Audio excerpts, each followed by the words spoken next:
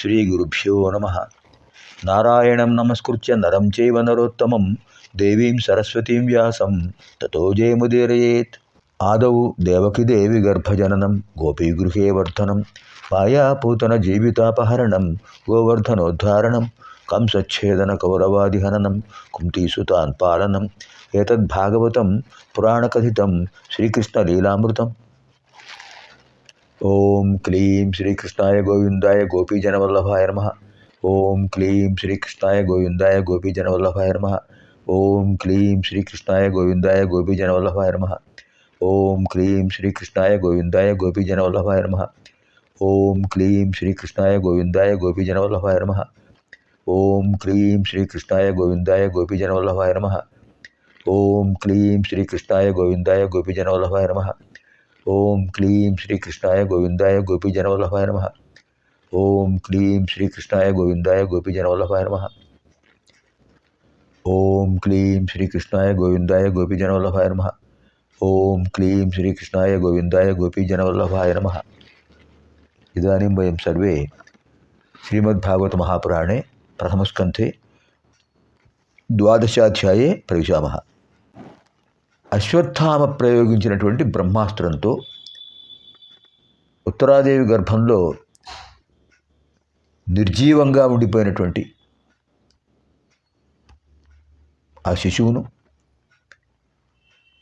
శ్రీ మహావిష్ణువు శ్రీకృష్ణ పరమాత్మ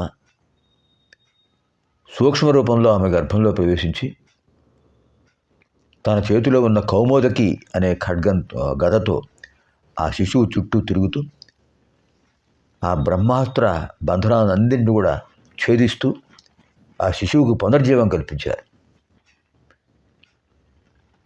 అటువంటి మహానుభావుడు అద్భుతమైనటువంటి ఆ విరాట్ రూపాన్ని దర్శించాడు. ఇంత విశేషమైన పుణ్యఫలం ఎవరికీ లభించలేదండి. మాతృగర్భస్థ శిశువు పరమాత్మను దర్శించాడు, ఆయన చేత రక్షణ పొందాడు. అటువంటి వాడైన మోక్షం పొందాడు. ఆయన సరిగ్గా ఒక శుభముహూర్తంలో ఉత్తరాదేవి ఆ శిశువుకి జన్మనిచ్చింది. ఉత్తరాదేవికి శిశువు జన్మించాడు అని అందరికీ తెలిసింది. పాండవులకు వారసుడు ఒక్కడే. ఉపపాండవులు పోయారు, అభిమన్యుడు యుద్ధంలో విడిపోయాడు. ఇప్పుడు అభిమన్యుడు కొడుకు వీళ్ళ వంశానికి వారసుడుగా మిగిలాడు. అది కూడా పరమాత్మ యొక్క ఆశీర్వాదం చేత పునర్జన్మ పొందినవాడు. ఆ శిశువు పుట్టగానే మామూలుగా పుట్టగానే శిశువులు ఏడుస్తారు కదా, కానీ ఈ శిశువు ఏం చేశాడు? చుట్టూ పరీక్షగా చూస్తున్నట్టండి, మొత్తం అందరినీ అలా చూస్తున్నట్టు. ఆశ్చర్యంతో ఉన్నారు. ఏమిటి వీడు అలా చూస్తున్నాడు? అతని దృష్టి ఏమిటి? మాతృగర్భంలో నాకు దర్శనమిచ్చినటువంటి ఆ పరమాత్మ ఇప్పుడు కనిపించడందుకు ఎక్కడున్నాడు ఆయన? అలా తల ఇలా తిప్పుతూ చుట్టూ చూస్తున్నట్టు. విశేషం ఏంటంటే ద్వారకా నగరంలో కృష్ణుడు అక్కడే ఉన్నాడు, ఇక్కడ కృష్ణుడు ప్రత్యక్షమయ్యాడు. ప్రత్యక్షంగా దర్శనమిస్తున్నాడు పరీక్షిత్తుకు. పేరు ఎందుకు వచ్చింది? ఆ పేరు ఆయనే సూచించాడు. పాండవులకు కనపడలేదు ఆయన, అది విశేషం. పాండవులకు కనపడలేదు, మిగతా అందరూ ఆయన చూస్తున్నారు.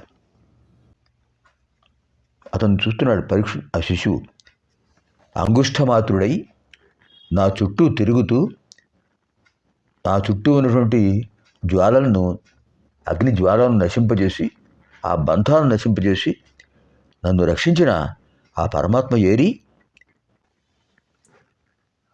అనుకుంటూ ఆయన చూస్తున్నట్ట. ఈ లోపల కనిపించారు. చూడగానే సంతోషించాడు. రెండు చేతులు జోడించి నమస్కారం చేసేటండి ఆ శిశువు. అంచేతే విష్ణురాత అని పేరు పెట్టారు తనకి. శ్రీ మహావిష్ణువు చేత రక్షించబడ్డాడు గనక విష్ణురాత. విష్ణురాత, రాత అంటే రక్షించబడినవాడు. శ్రీ మహావిష్ణువున రక్షిత ఇది విష్ణురాత అని పేరు పెట్టారట. ఆ పరమాత్మను చూస్తూ ఆయన దృష్టి అలాగే నిలిపాడట, చేతులు జోడించాడు. అప్పుడు అక్కడే ఉన్న బ్రహ్మజ్ఞాన సంపన్నులు ఉన్నారు, ఈయన సామాన్యుడాడండి, పరీక్షగా చూస్తూ భగవంతుని దర్శించాడు, అందరిలోనూ భగవంతుని దర్శిస్తున్నాడు, అంచేతను పరీక్షిత్తు అని పేరు పెడితే బాగుంటుందన్నట్టు. తథాస్తు అన్నాడు ధర్మరాజు. విష్ణురాత పరీక్షిత్. వెంటనే ఆయన ఆ జన్మించిన సమయాన్ని బట్టి, ఆ తిథిని బట్టి, సమయాన్ని బట్టి, స్థలాన్ని బట్టి జాతక చక్రం రాయించారు. జ్యోతిష్కులు చెప్పారట, శ్రీరామచంద్రుడి యొక్క పరిపాలన ఎలా ఉందో, మీ పరిపాలన ఎలా ఉందో అంత చక్కగా, అంత బాగా పరిపాలన చేయగల సమర్థుడు ఈయన. కలిదోషాలు రాకుండా ప్రజలను రక్షించగల శక్తి ఆయనకే ఉంది. కలియుగంలో ఉన్నాం ఇప్పుడు, కానీ కలిదోషాలు రాకుండా రక్షించగల శక్తి ఈ మహానుభావుడికి ఉంది. యశస్వి, ఓజస్వి అవుతాడు, మీ వంశానికి పేరు ప్రతిష్టలు కల్పిస్తాడు, అజరామరమైనటువంటి కీర్తి లభిస్తుంది. యావత్ స్థాస్యంతి గిరయ యావత్ ప్రవహంతి సరితః తావత్ కీర్తిమాన్ భవిష్యతి అన్నట్టు. నదులు ప్రవహిస్తూ ఉండేంత వరకు, పర్వతాలు ఉండేంత వరకు కీర్తిమంతుడవుతాడు. అంతేకాదు, ఆ భగవంతుడి యొక్క దివ్యానుగ్రహంతో కైవల్యం పొందుతాడు, అది ఎవరికి రాదు. మోక్షం పొందుతాడు, ఇదే ఆయనకు చివరి జన్మ అని చెప్పారు. పాండవుల ఆనందానికి హద్దు లేదు, అంత గొప్పవాడు పుట్టాడు. చాలా సంతోషించారు అందరూ కూడా. బ్రాహ్మణులు అన్నారు, మహారాజా, ధర్మరాజా, సూర్యవంశంలో వైవస్వత మనువు ఎంత గొప్ప కీర్తిమంతుడయ్యాడో, సూర్యభగవానుడి యొక్క కుమారుడు వైవస్వత మనువు ఎంత చక్కగా పరిపాలన చేశాడో అంత చక్కటి పరిపాలన ఇస్తాడు ఈయన. అంత బాగా అందరినీ రక్షిస్తాడు. ఇక్ష్వాకు మహారాజుకు ఎంత పేరుందో సూర్యవంశంలో, మీ మనుమడికి, మీ పౌత్రుడికి అంత కీర్తి ప్రతిష్టలు కలుగుతాయి అని చెప్పారు అద్భుతంగా.